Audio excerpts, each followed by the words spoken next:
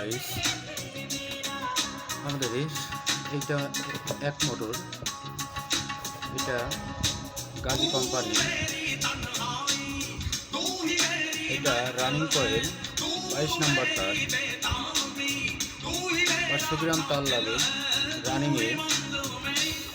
পাক সংখ্যা আমরা দিয়েছি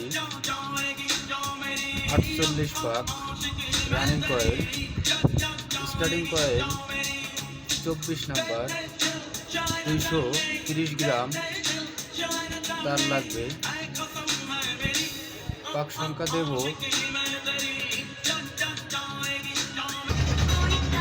65-70 পাক স্টার্টিং কয়েলে। হ্যালো গাইস, ভিডিওটা ভালো লাগলে লাইক কমেন্ট করবেন।